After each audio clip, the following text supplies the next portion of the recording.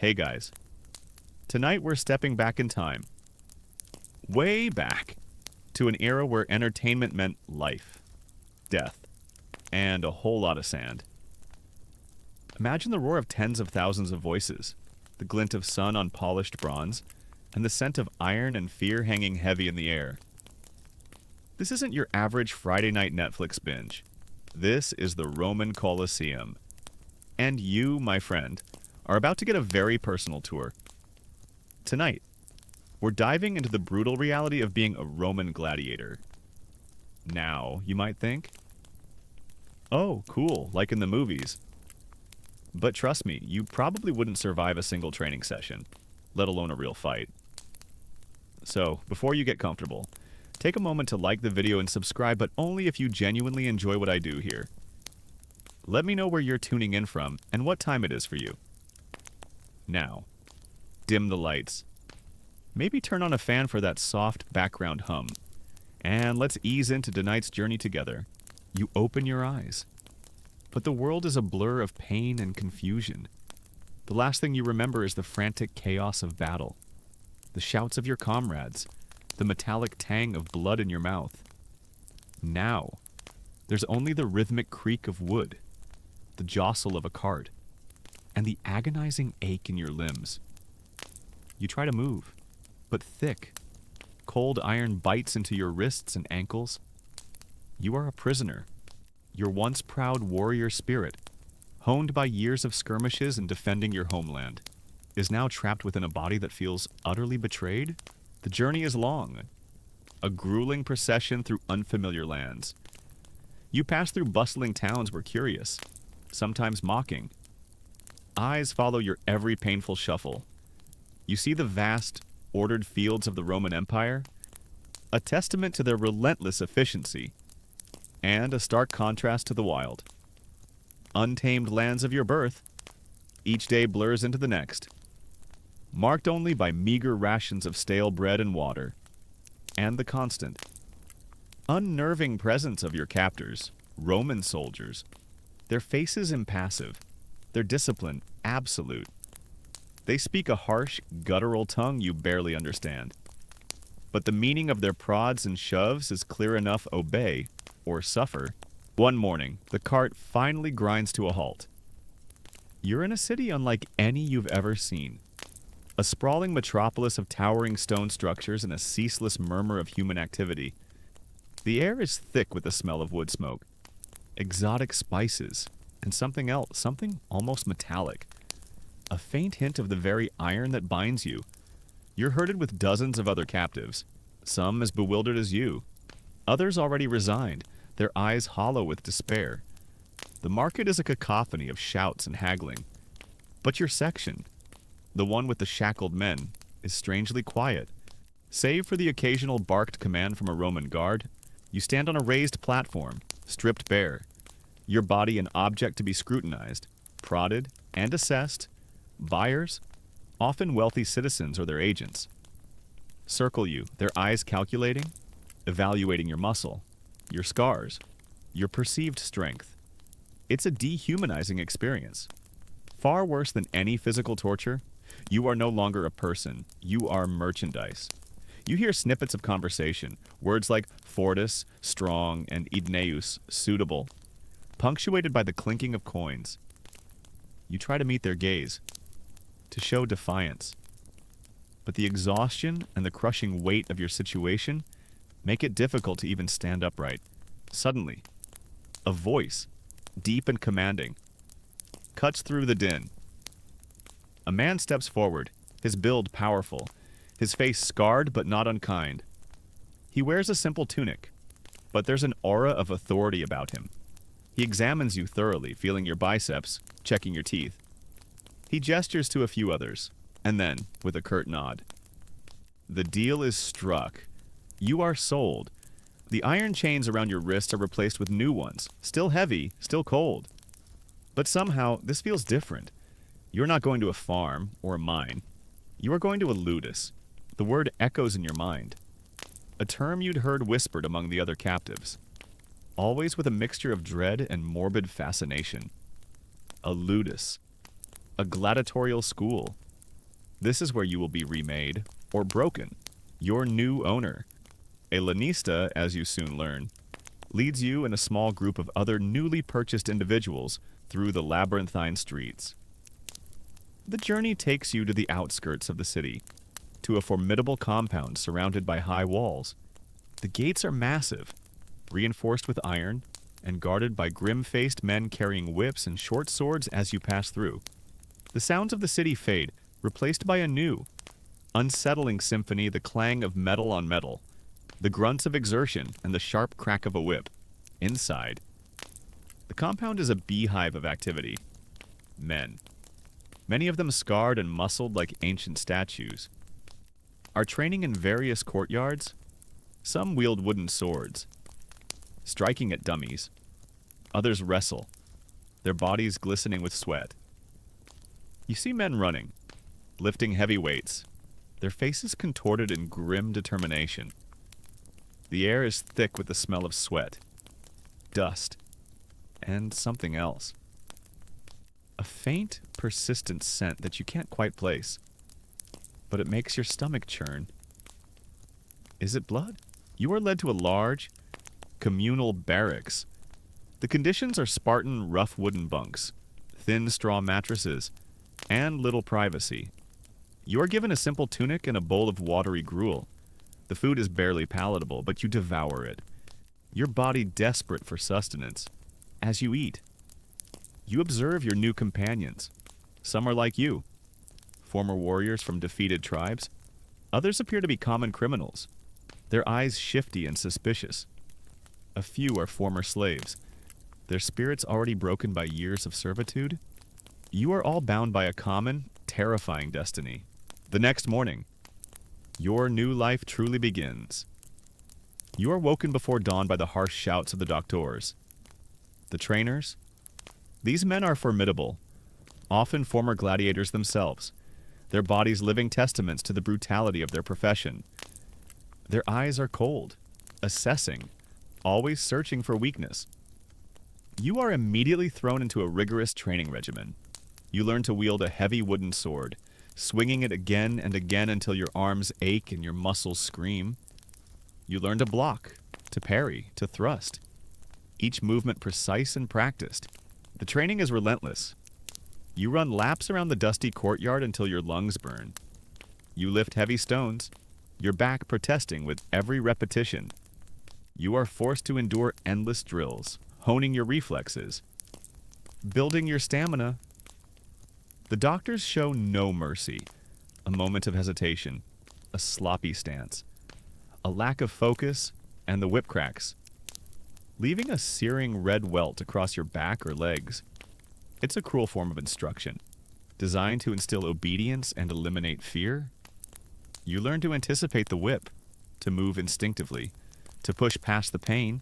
One universal historical truth you quickly grasp is that Roman society, despite its advancements, relied heavily on slavery as its backbone. Your very presence here, as a captive forced into this brutal profession, is a stark reminder of that fact. The vast majority of gladiators were indeed slaves, whether captured in war, condemned criminals, or even those born into servitude. This wasn't a choice for most. It was a sentence, a peculiar detail you notice, one that few outside these walls would ever consider. Is the diet of a gladiator? You might imagine a warrior feasting on slabs of meat. But your meals consist primarily of barley and beans, this high-carbohydrate diet, often supplemented with a concoction of plant ashes, was believed to build strong bones and a layer of subcutaneous fat.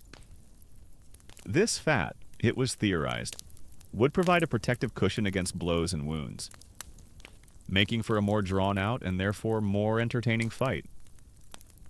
You find yourself ironically grateful for this peculiar dietary choice as you begin to put on weight. Though it's a weight of survival, not luxury. There's a subtle academic debate that you might overhear the doctores or even the lanista himself discussing. Though not in these exact terms whether gladiators were primarily seen as revered athletes or disposable commodities, while some undoubtedly achieved fame and even wealth, And there are tales of gladiators being treated almost like rock stars of their age. The overwhelming evidence suggests that for most, they were ultimately a means to an end, a source of entertainment and a significant investment that needed to provide a return. The constant threat of death, the brutal training, and the sheer volume of gladiators who never achieved renown lean heavily towards the latter. You, certainly, feel far more like a commodity than a celebrated athlete. Days bleed into weeks, weeks into months. Your body transforms. The softness of your former life is stripped away, replaced by hardened muscle and calloused skin. Your hands, once accustomed to the hilt of a spear, now feel most natural wrapped around the grip of a wooden sword. Your mind, once filled with thoughts of home, is now focused entirely on survival, on the next drill, the next meal, the next moment of respite. You learn the grim camaraderie of shared suffering, the unspoken understanding between men who face the same terrifying fate. You are a gladiator now. In all but name, the brutal training continues. Day in and day out, transforming your body into a weapon. You're not just learning to fight, you're learning to endure, to suffer, and to kill. The doctors are relentless, their eyes missing nothing. They identify your strengths, exploit your weaknesses, and push you beyond what you thought were your limits. Each swing of the wooden sword, each lunge, each parry, is meticulously corrected. You learn the precise angles, the optimal reach, the critical points of an opponent's body. It's a macabre dance, practiced over and over again, until it becomes second nature. You become intimately familiar with the different types of gladiators, the various fighting styles, and the specific equipment associated with each. There's the myrmillo, heavily armed with a large rectangular shield scutum, a short sword gladius, and a distinctive helmet shaped like a fish. Often pitted against the thraex or hoplomachus, you observe their slow, deliberate movements, their reliance on defense and powerful counterattacks. Then there's the thraex, with his small, square or rectangular shield parmula and a curved sword psyche designed to strike around an opponent's shield. He's agile, quick, and his strikes are cunning. The retiarius, perhaps the most distinct, fights with a net rete, a trident facina, and a dagger pugio, often with no helmet or shield, relying on speed and deception. He's an anomaly, a terrifying dancer who can entangle and disable his foe before delivering the final blow. You're forced to train against different types, switching between roles, learning the strengths and weaknesses of each. You might spend one day as a myrmillo, trying to advance behind your massive shield, and the next as a nimble thraex, attempting to outmaneuver a heavier opponent. This cross-training is exhausting, but it instills a deep understanding of gladiatorial combat. You learn to read an opponent's body language, to anticipate their moves, to exploit any opening. You're taught to fight not just with strength, but with cunning and strategy. The ludus isn't just about physical training, it's also a psychological crucible. The constant threat of the whip, the ever-present knowledge of what awaits you in the arena. Wears you down, you witness men break. Their spirits crushed, their bodies giving up. Some simply refuse to fight, accepting the inevitable punishment, which can be severe, even fatal. But you also see a flicker of defiance in others, a grim determination to survive, to make it through one more day, one more training session. This grim resolve, this primal will to live, becomes a shared bond among the gladiators. You begin to understand that survival in this world isn't just about physical prowess. It's about mental fortitude. Your diet, as you recall from those early days, remains a topic of morbid fascination.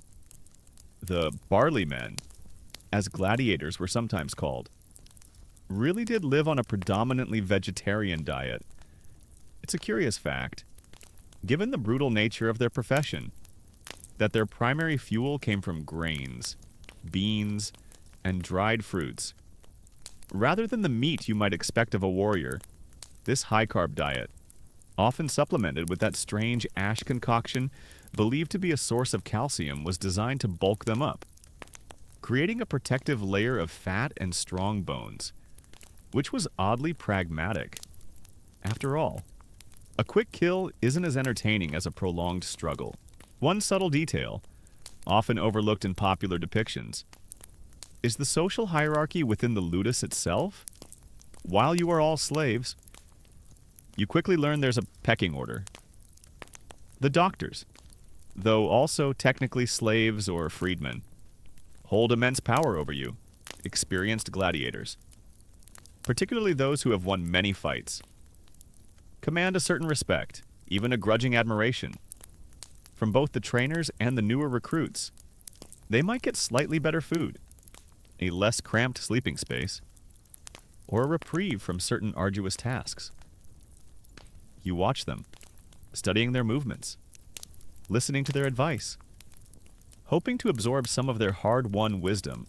This intricate social structure, even among slaves, highlights a broader historical debate. How much agency did gladiators truly possess on one hand? They were property, their lives dictated by their owners, their bodies forced into a brutal profession. On the other hand, a successful gladiator could gain immense popularity, wealth, and even freedom manumitio. Some historians argue that this potential for upward mobility, however rare, offered a glimmer of hope and a form of agency that distinguished them from other, less fortunate slaves. You see this tension play out daily in the ludus, the absolute control exercised by the lanista, contrasted with the subtle power dynamics among the gladiators themselves. Born from their shared profession and the grim lottery of the arena, you know that even a modicum of control over your own fate feels like a luxury in this world. As your training intensifies, you learn to fight with a newfound ferocity, a primal instinct for survival that you never knew you possessed. You're taught to embrace the pain, to push through exhaustion, to find strength in moments of weakness. The doctors don't just teach you how to wield a sword, they teach you how to become a gladiator, a person who can face death with a certain grim acceptance. Or even, perhaps, a perverse kind of joy. You practice daily in the palace, a training area with wooden posts. Each post represents an opponent, and you strike at them repeatedly, perfecting your technique. The crack of wood on wood becomes a constant backdrop to your existence. You learn the different attack patterns, how to feint, how to exploit a gap in an imaginary opponent's defense. The doctors watch your every move, barking corrections, pushing you harder. Faster, stronger, again. Their voices echo in the dusty courtyard.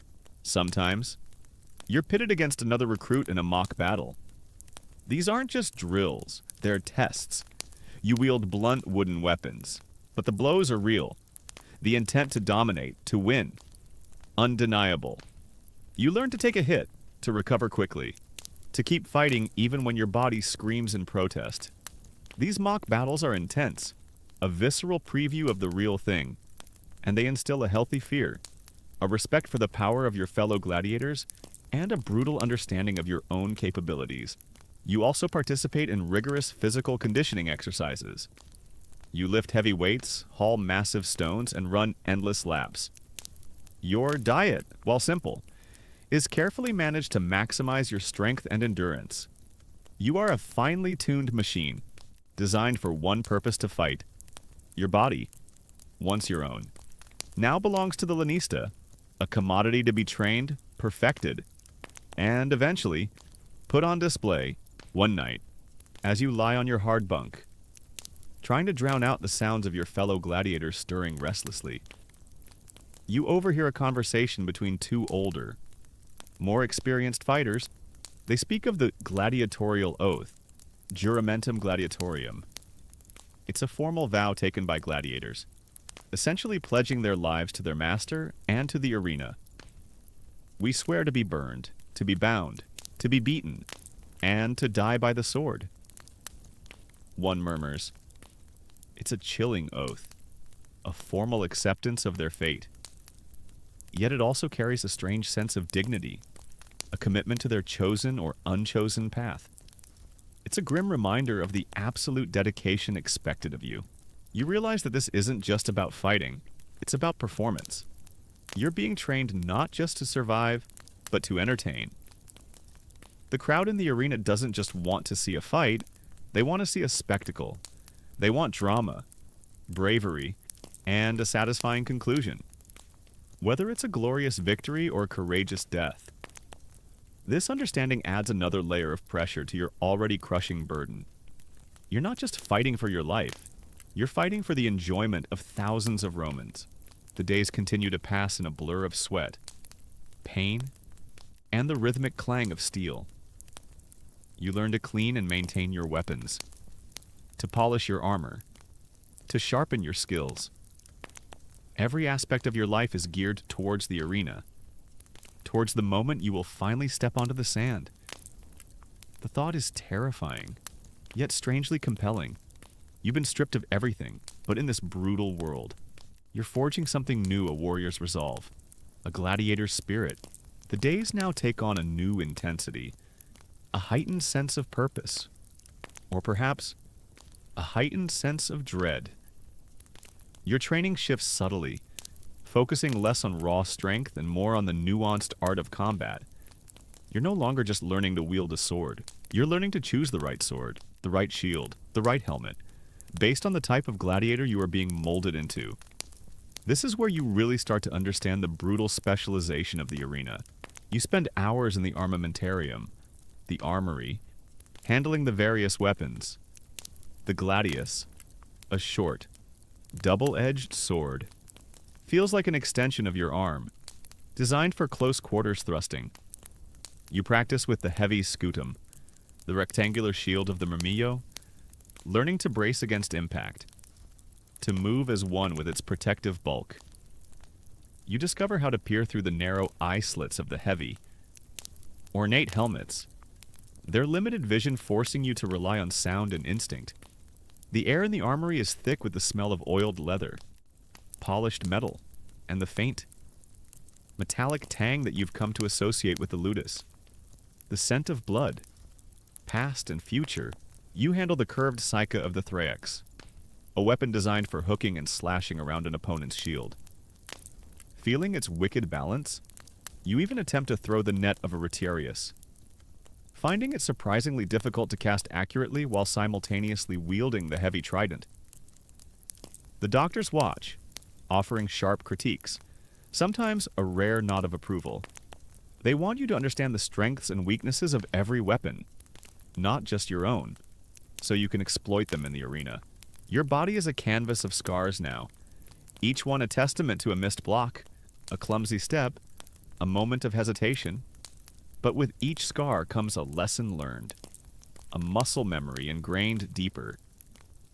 You learn to move with efficiency, conserving energy, anticipating your opponent's next move. You're taught how to deliver a killing blow quickly and efficiently, but also how to prolong a fight for the crowd's enjoyment, how to make it look dramatic, even when you're exhausted and terrified. It's a chilling dichotomy. The brutal reality of survival intertwined with the theatrical demands of entertainment. One particular historical fact that becomes starkly clear to you is the specialized pairing of gladiators. You rarely see a murmillo fight another murmillo, or a retiarius face a fellow net and trident wielder. The matchups were carefully chosen to create dramatic contrasts in fighting styles and equipment, ensuring a captivating spectacle. A heavily armored murmillo against a nimble retiarius, for instance, offered a fascinating clash of brute force versus agile cunning. These pairings weren't arbitrary, they were meticulously planned by the organizers to maximize the entertainment value. You realize your eventual opponent won't be chosen randomly. They will be the perfect foil to your own fighting style, designed to create the most engaging combat. A less commonly known detail about gladiators, which you learn from an older gladiator nursing a perpetually stiff knee, is the importance of medical care within the ludus. While conditions were harsh, and many wounds proved fatal, Lanisti had a vested interest in keeping their expensive assets alive and fighting. The ludus often employed doctors, sometimes even renowned physicians like Galen, who himself treated gladiators. They would attend to wounds, set broken bones, and provide a basic level of care to ensure gladiators could return to the arena. This wasn't out of compassion, of course, but out of financial prudence. A dead gladiator was a wasted investment. You witness firsthand the application of strange poultices and the rough stitching of gashes, a testament to this grim necessity. There's a constant academic debate that swirls around the purpose of these games, a question that even you, a pawn in this deadly game, can't help but ponder. Were gladiatorial contests primarily a form of public execution and social control, or genuinely popular entertainment? While they certainly served to display Roman power and reinforce social hierarchies, the sheer enthusiasm of the crowds, the detailed fan graffiti found in Pompeii, and the extensive training and financial investment in gladiators suggest a deep-seated love for the spectacle itself. You see the eager faces of the Roman populace as you're paraded through the streets, their anticipation palpable, making it difficult to deny their genuine enjoyment, however morbid it might seem to you. The line between punishment and entertainment feels incredibly blurred. As the day of your first fight draws nearer, the atmosphere in the ludus becomes even more charged. The lanista makes his rounds more frequently, his gaze assessing, his words brief and to the point. You begin to feel the weight of expectation, not just from your trainers, but from yourself. You've endured so much, pushed yourself so far. To falter now, to fail in the arena, would be to invalidate all the pain, all the sacrifice, the thought of freedom, a faint, flickering hope. Becomes a driving force, though you know it's a dream for only the luckiest, or the most brutal. You spend more time visualizing the fights, mentally rehearsing your moves, picturing your opponent, anticipating their attacks. The trainers put you through more realistic simulations, sometimes even having you fight against a doctus wielding a blunted real weapon. The impact of steel on your wooden shield is jarring, the speed of their attacks terrifyingly real. You learn to trust your instincts, to react without thinking, to let your training take over. Your body becomes an automaton, programmed for combat. The final days before a fight are a strange mixture of tension and ritual. You are given slightly better food, perhaps a small measure of wine. There's a communal bath, a brief moment of cleanliness and shared humanity before you are prepared for the spectacle. You witness the solemn rituals performed by the older gladiators, quiet prayers to gods you don't recognize, pleas for strength, for a swift end, or for victory. The air is heavy with unspoken fears, but also with a defiant pride. You are gladiators. You are here to fight. You are given your actual armor for the first time, not the heavy training gear, but the lighter, more ornate combat equipment. The metal is cold against your skin, the leather straps stiff. You practice moving in it, adjusting to the weight, the restricted movement, the feel of the helmet enclosing your head. The design is both functional and theatrical, reflecting the dual purpose of your existence. You are a warrior, but you are also a performer. The night before the games, there's often a public feast, the Scena Libera. You might be paraded through the streets, a living advertisement for the spectacle to come. People stare, some with awe, others with morbid curiosity. You are a celebrity, albeit one with a very short and dangerous career path. This is a final opportunity for the public to see the gladiators, to place their bets, to build the anticipation for the brutal entertainment ahead. You are fed well, perhaps too well, as if to fatten you for the slaughter. It's a surreal experience, being glorified one moment and knowing you might be dead the next as you lie on your bunk that last night. The sounds of the ludus are different. There's less training noise, more hushed conversations, the occasional sob of a new recruit. You think of home, of the life you left behind, of the family you may never see again. But then, your training kicks in. You push those thoughts away. There is only tomorrow, only the arena, only the fight, your weapon, your shield, your life. The dawn of the games arrives, bringing with it a chill that isn't just from the morning air. You are roused before the sun. The usual shouts replaced by the hushed urgency of the doctors. Today is different. Today is real. You are led with your fellow gladiators through the familiar corridors of the ludus.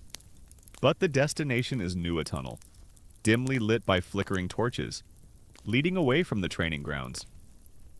The air grows heavier with the scent of damp earth, sweat, and an unmistakable aroma you've only ever faintly detected before the raw. Animal smell of fear, mixed with the anticipation of thousands. As you walk, the sounds from beyond the tunnel grow louder. A low hum at first, then a rising murmur, escalating into a guttural roar that seems to shake the very ground beneath your feet. It's the sound of the crowd, the Roman populace, a monstrous, hungry entity waiting to be fed. Your heart hammers against your ribs, a frantic drumbeat against the silence of your own dread. You grip the hilt of your sword, your knuckles white, forcing yourself to breathe. To focus, you are led into a holding area beneath the arena, a cramped, claustrophobic space shared with other gladiators. Some familiar faces from your ludus, others from rival schools. The tension is palpable, thick enough to cut with your gladius. Some men are stoic, their faces set in grim masks of determination. Others pace nervously, their eyes darting around, searching for an escape that doesn't exist. You see a veteran gladiator, his body a roadmap of old scars, quietly sharpening his sika, his movements fluid and practiced. He offers a brief, almost imperceptible nod of acknowledgement to you, a shared understanding of the hell you are about to enter. Then, a sudden, blinding flash of light as a massive gate slides open. The roar of the crowd intensifies, washing over you like a tidal wave. You are pushed forward, into the blinding sunlight, onto the golden sand of the arena floor. The sheer scale of the Colosseum, or whatever amphitheater you find yourself in, is overwhelming. Thousands upon thousands of faces. A sea of humanity stretching upwards. Tier upon tier, all gazing down at you. Their faces a blur of expectation and bloodlust. The sun glints off their jewelry, off the polished marble of the seating, off the very air itself. Shimmering with heat and anticipation, you stand there, blinking, momentarily disoriented by the vastness of it all. The sand beneath your feet is coarse, gritty, and you notice, with a sickening lurch, the dark, reddish stains already present. This isn't just sand, it's a graveyard. You are no longer just a gladiator, you are a spectacle, an object of entertainment for the masses. The emperor, or perhaps the hosting magistrate, is seated in his gilded box, surrounded by his retinue, his face impassive as he surveys the arena. He is the ultimate judge, the one who holds your life in his hands. The parade begins. You march in procession with your fellow gladiators, circling the arena, displaying your weapons and armor. The crowd cheers, some roaring approval, some jeering. Their voices a continuous, deafening wave. You hear individual shouts. Cries of Ave Imperator, Moriturita Salutant, Hail Emperor. Those who are about to die salute you. It's a chilling declaration, a formal acceptance of your fate, and you find yourself mouthing the words. A silent, desperate prayer mixed with defiant resignation. This grand entrance, the Pampa, is a critical part of the spectacle, designed to build excitement and showcase the gladiators as elite performers.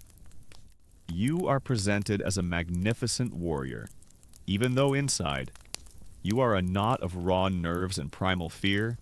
It's a moment of bizarre glory, where you are both celebrated and condemned. You catch glimpses of other attractions, wild beasts pacing in cages, condemned criminals awaiting their grim fate, elaborate sets being prepared for staged hunts.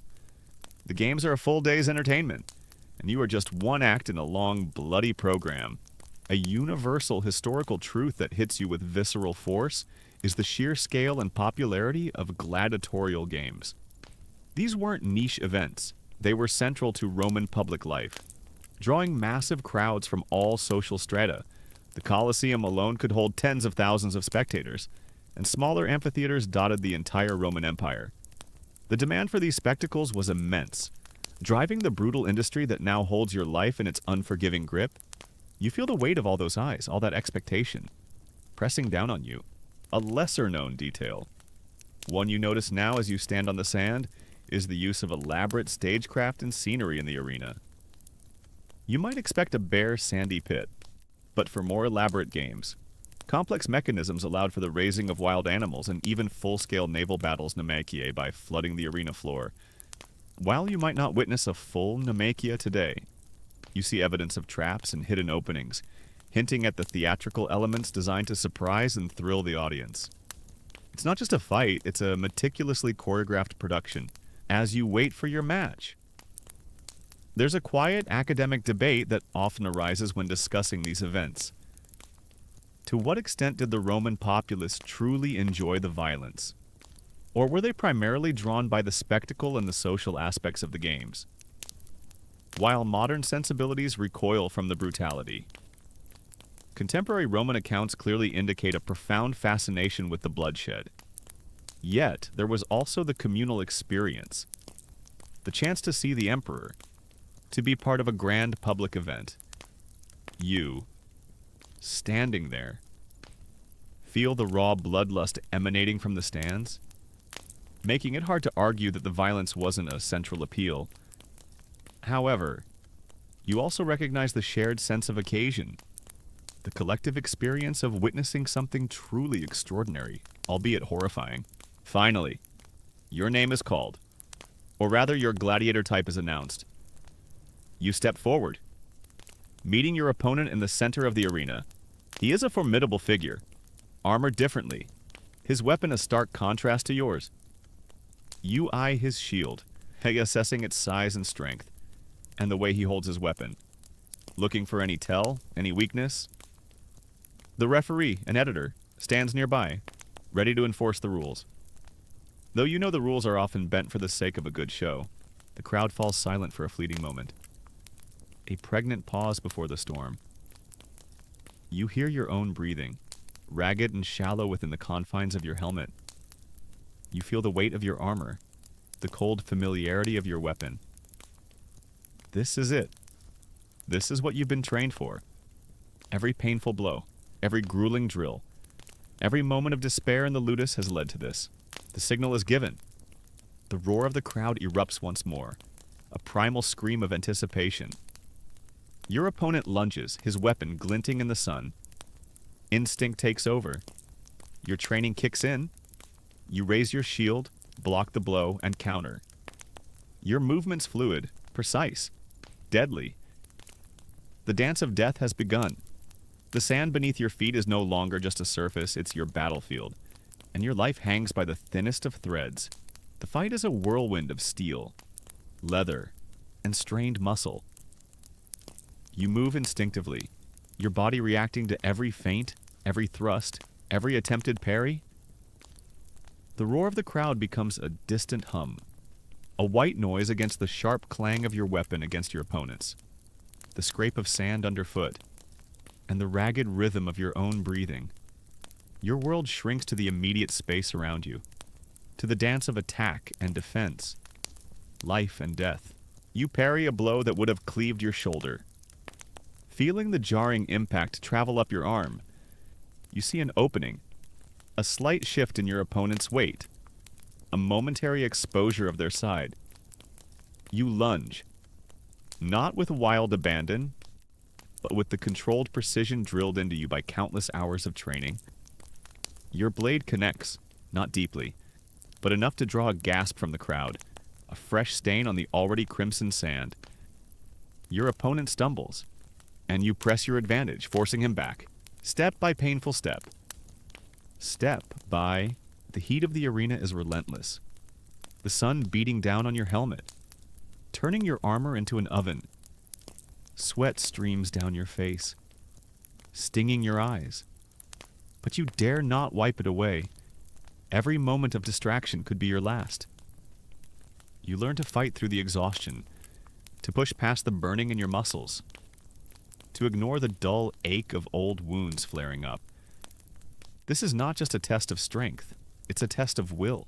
Your opponent, a hoplomachus with his small, round shield and spear, is formidable. He lunges with surprising speed, his spear tip flashing towards your exposed neck. You instinctively raise your scutum, deflecting the blow, the heavy thud resonating through your arm. He circles, looking for an opening, his eyes glinting behind his helmet's grill.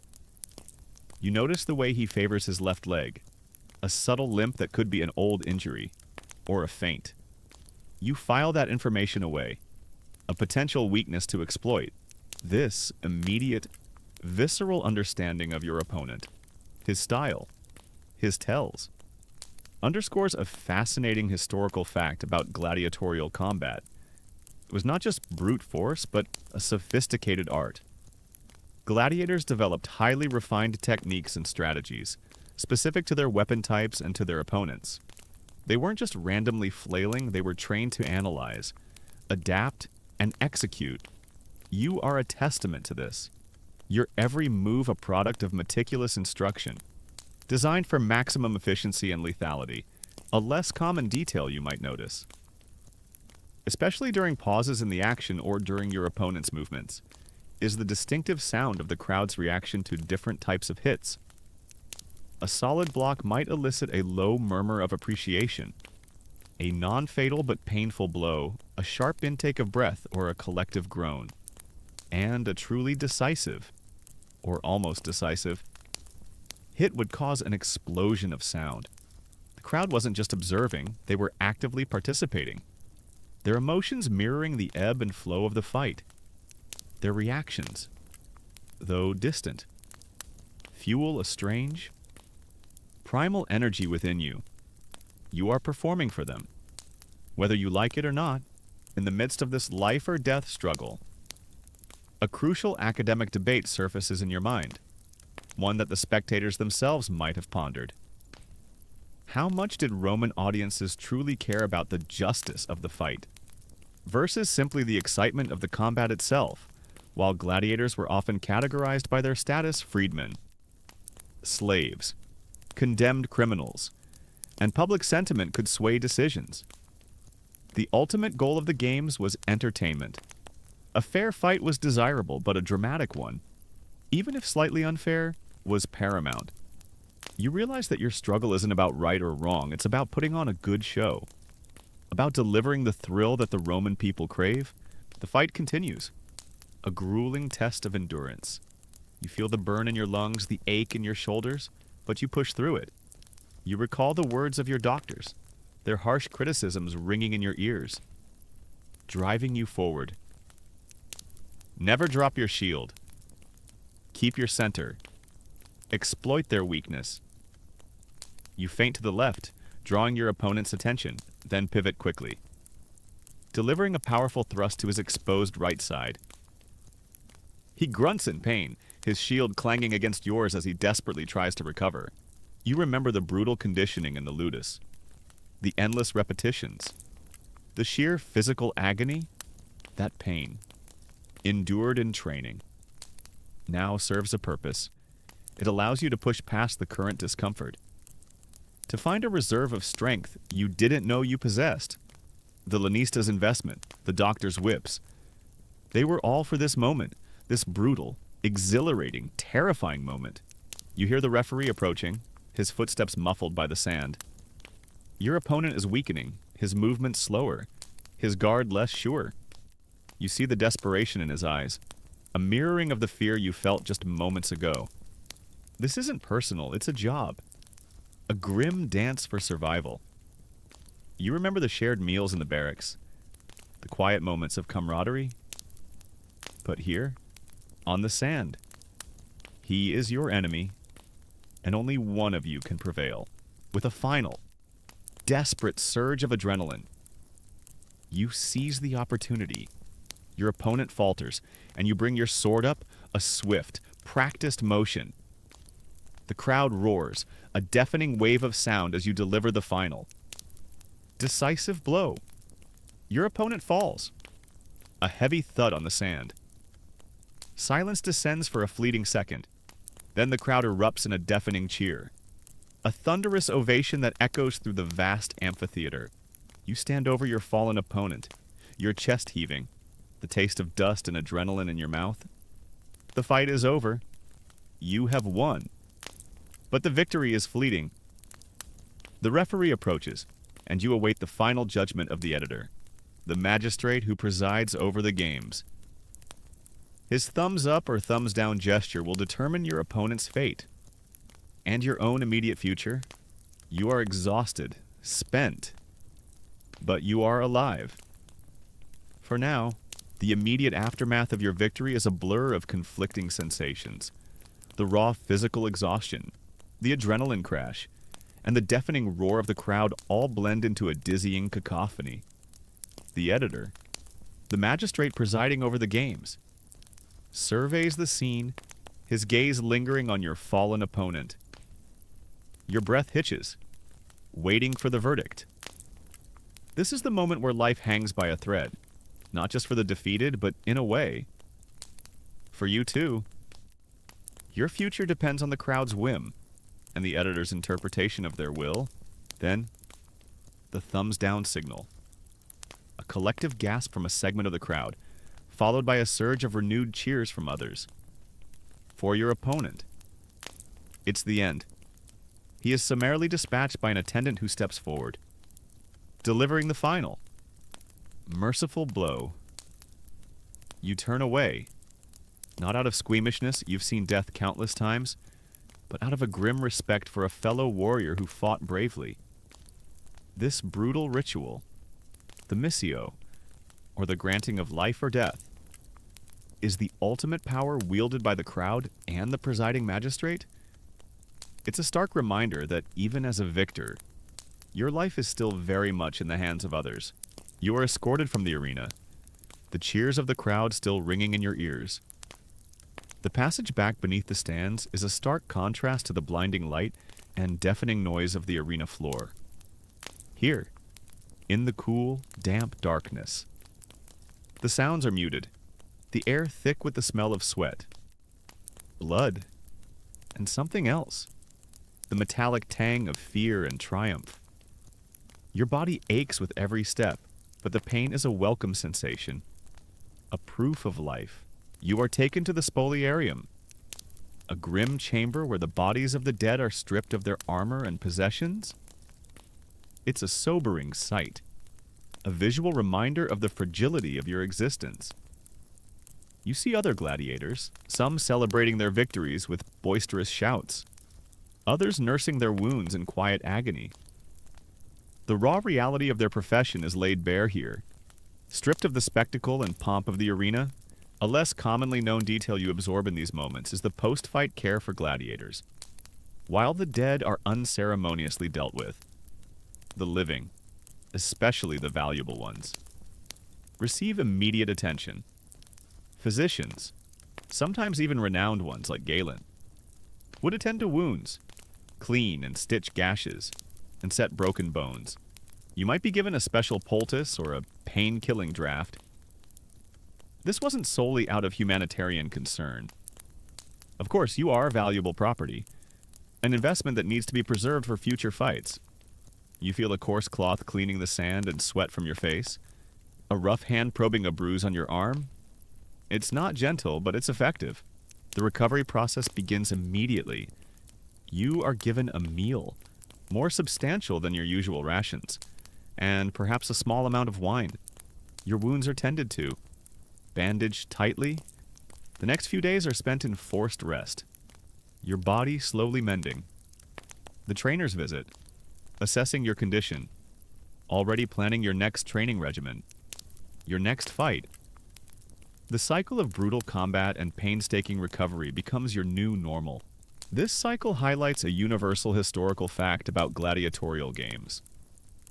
They were not merely isolated events, but a continuous, lucrative industry. Lenniste invested heavily in purchasing and training gladiators. expecting a return on their investment through prize money, public donations, and the prestige associated with owning successful fighters. You are a cog in this vast machine, a valuable asset to be maintained and deployed.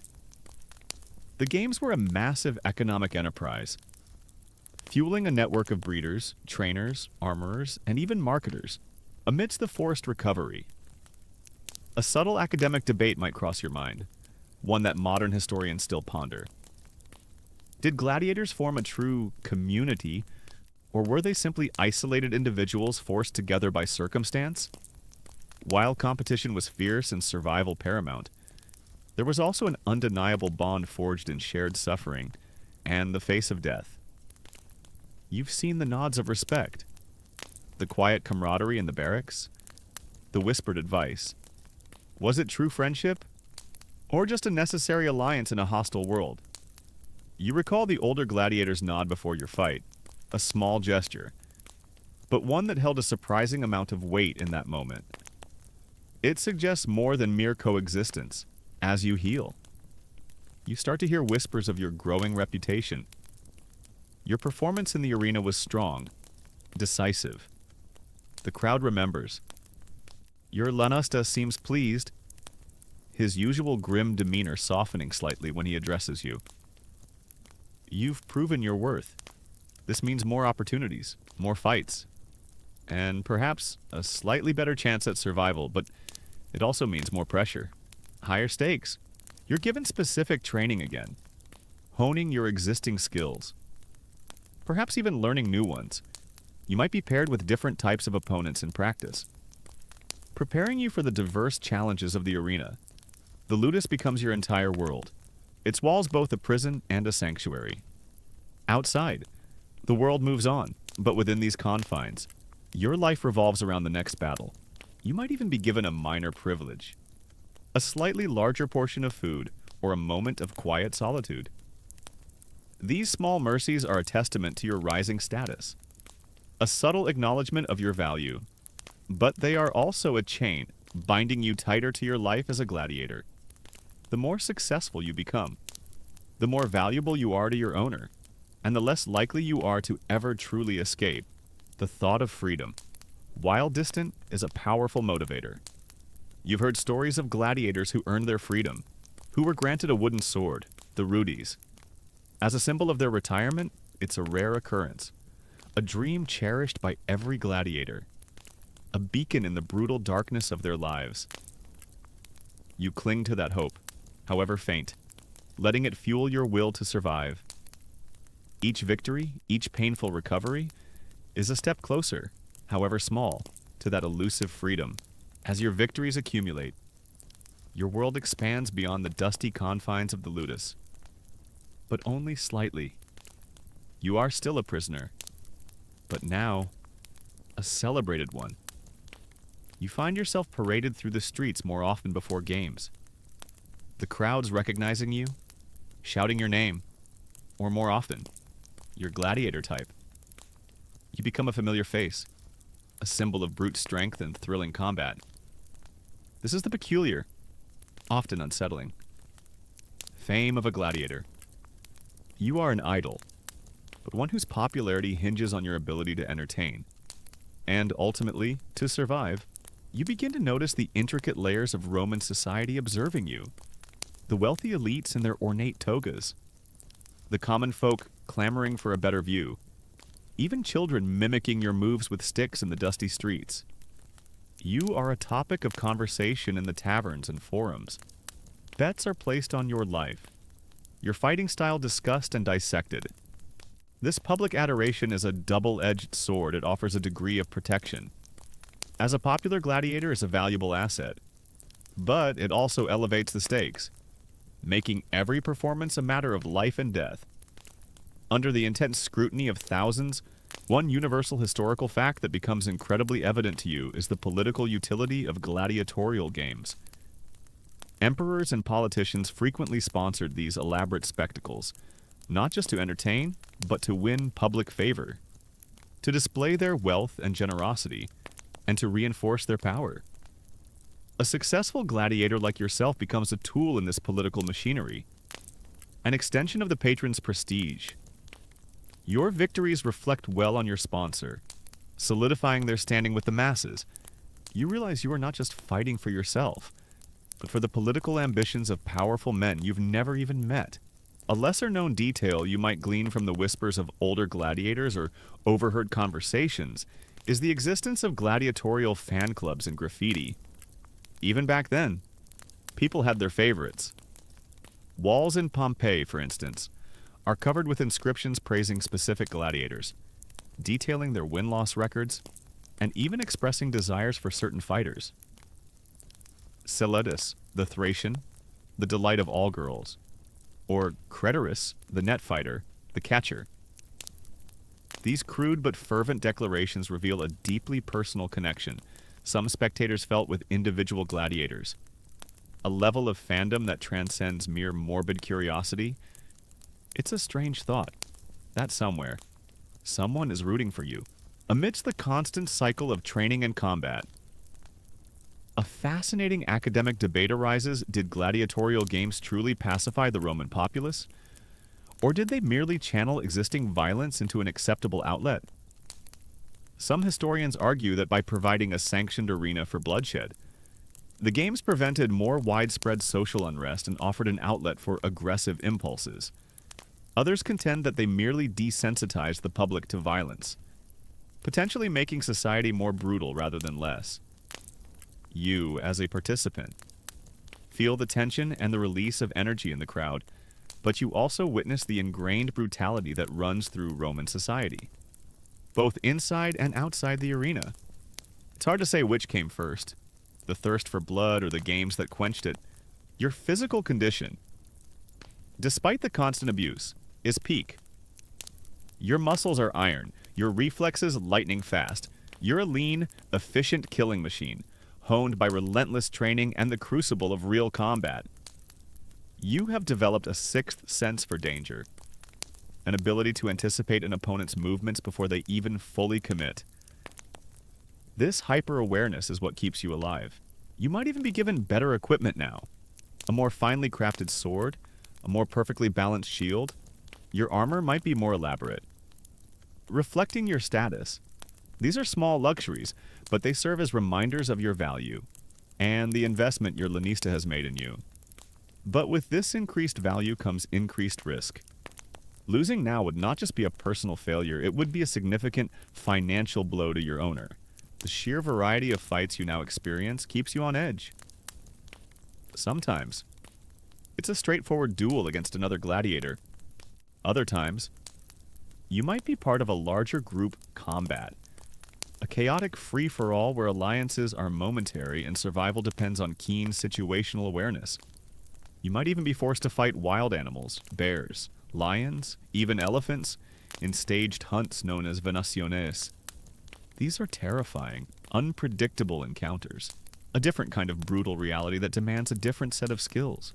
The crack of the whip signals a lion's release, and you recall the doctors teaching you how to stay agile, how to aim for the soft underbelly, how to survive against a beast driven by instinct.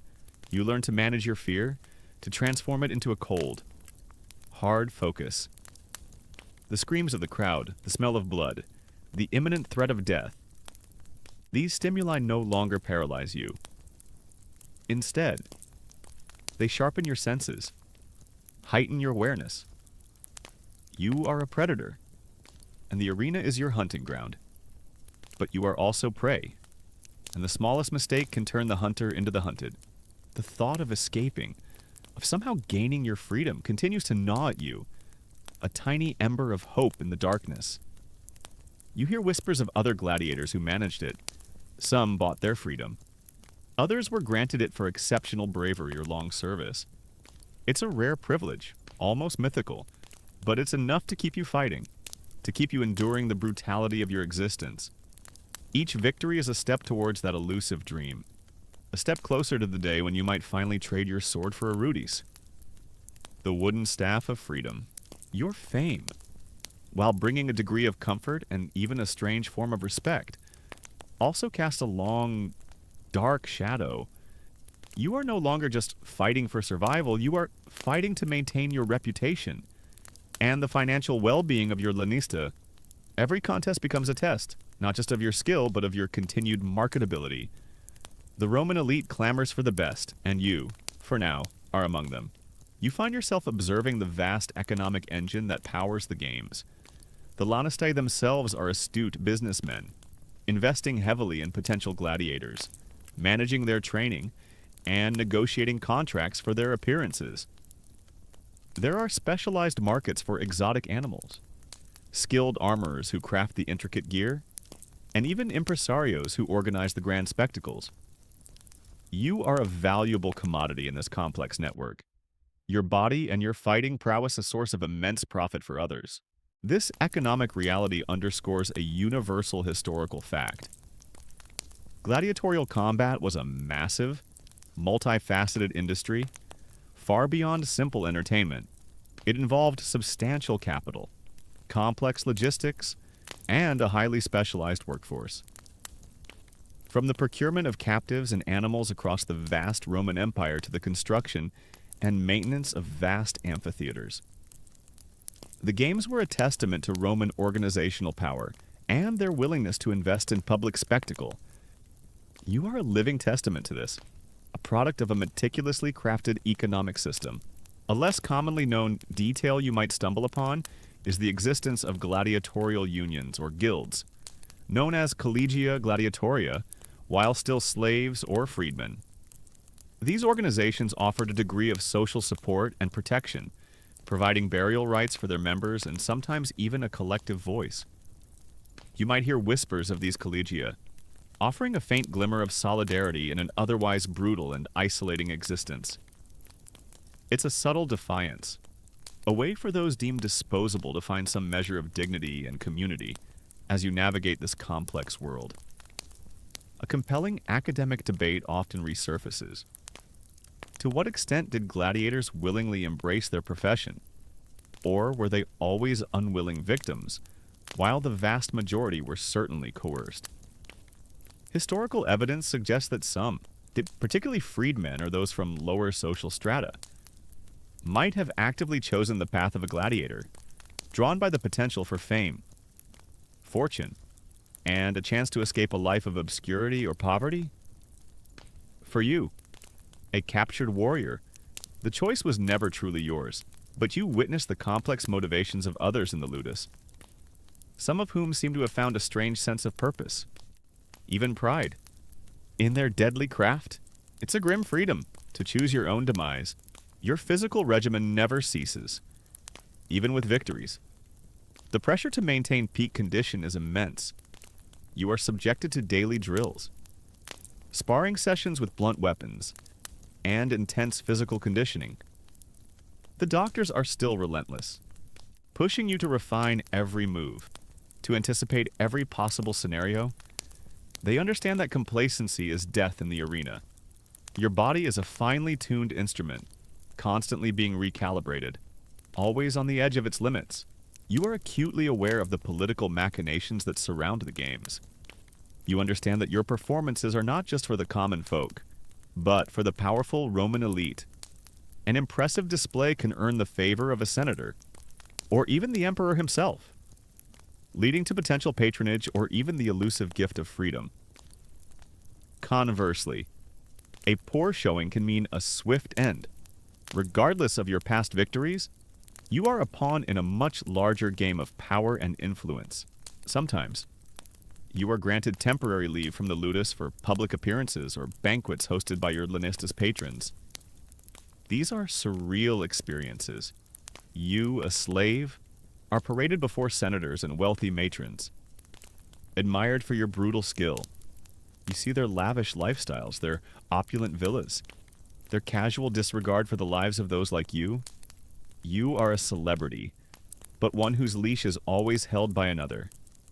You must maintain a dignified silence, a formidable presence, always aware of the precariousness of your position. The fleeting moments of freedom during these appearances highlight the stark contrast with your daily life. You are served fine wines and rich foods, a stark departure from your barley and beans, You observe the intricate social etiquette of the Roman elite, a world utterly alien to your own. You are a curiosity, a conversation piece, an embodiment of the Roman ideal of strength and spectacle. But through it all, you know your true place back in the ludus, or on the sand. These public displays also serve another purpose. They create a mystique around you, building anticipation for your next fight. The more the public sees you, the more they talk about you. The greater the crowds will be at the next games. You are both a warrior and a marketing tool. Your image carefully cultivated to maximize profit and public excitement. It's a chilling realization that your very existence is a calculated performance. The dream of the Rudies. The wooden sword of freedom burns brighter now. You've seen a few gladiators, old and scarred. Granted this symbolic gift after years of service and countless victories, they leave the ludus. Sometimes to become trainers themselves. Sometimes to simply disappear into the vast anonymity of Roman society. It's a faint light, but it's enough to keep you going. Every clash of steel, every drop of sweat, every moment of pain brings you infinitesimally closer to that ultimate. Longed for release. Your life in the ludus has become a strange paradox. You are a slave, yet you wield a power that few free men possess, the power to enthrall a multitude, to dominate another human being in a fight to the death. You are a weapon, honed to perfection, and in your victories, you inadvertently become a symbol of Roman might and the raw entertainment they craved. The amphitheater, whether it's the Colosseum or a smaller, equally blood-stained arena in a far-flung province, becomes your grim stage. You fought in various cities, seen different crowds, but the essence remains the same, of vast human maw, hungry for spectacle, for the thrill of life and death played out before their eyes. The roar is always the same, the scent of the arena a constant companion. You are a part of a brutal, theatrical machine, and your performances are its fuel. A universal historical truth that you've long understood is the deep connection between gladiatorial games and Roman identity. These games were not just entertainment, they were a profound cultural institution, reflecting Roman values of bravery, discipline, and the triumph over death. They celebrated military prowess and the harsh realities of conquest. When you fight, you are not just a gladiator. You are an embodiment of these Roman ideals, a living, breathing testament to their power and their unique worldview. You are an example of what their society values, even if it means your own subjugation. You might even begin to notice subtle differences in the games from one city to another, or from one political patron to another. Some are more grand, with elaborate stage sets and exotic animals. Others are more focused on pure combat. This showcases a less commonly known detail: the variety and regional differences in gladiatorial games across the Roman Empire. While the core concept remained, the specifics varied widely, influenced by local traditions, available resources, and the personal tastes of the game's sponsors. You might recall the slightly different regulations about missio, the life or death decision in one city compared to another, or the preference for certain gladiator types. This subtle variation adds another layer to the complex tapestry of your brutal existence. In these moments of quiet reflection, often in the dead of night after a grueling day, an academic debate surfaces that even you, a gladiator, can recognize: did the gladiatorial games contribute to the moral decay of Roman society? Or were they simply a reflection of existing societal brutality? Modern scholars often grapple with this. Did constant exposure to violence make Romans more callous? Or did the games merely provide an outlet for inherent human aggression? You who live and breathe this violence, see it everywhere in the casual brutality of your captors, in the indifference of the crowds, in the very structure of Roman power. It's hard to say if the games caused it, or merely put it on display. Your body is a mosaic of scars, each one a story of a near miss, a hard-won victory, or a moment of excruciating pain. You've learned to interpret these marks on your own skin and on the skin of your fellow gladiators as a grim record of survival. The older gladiators, their bodies crisscrossed with countless lines, are living legends, their continued existence a testament to their skill and luck. You begin to develop a similar, albeit painful, pride in your own resilience. The training remains constant, relentless. The doctors push you harder, demanding perfection. You are a valuable asset, and they are determined to protect their investment. You practice new maneuvers, refine old ones, and endlessly drill the fundamental movements that keep you alive. You are acutely aware that one moment of complacency, one misstep, could mean the end of your short, violent career. Sometimes, you witness gladiator funerals, simple affairs conducted by the lanista or fellow gladiators, a small pyre, a few hushed words. These are grim reminders of the ultimate fate that awaits almost all who enter the arena. It's a sobering thought, but it also reinforces a strange fatalism. You are here. Now. You will fight, you will survive, or you will die. There is little room for anything else. The dream of freedom, the Rudies, still flickers.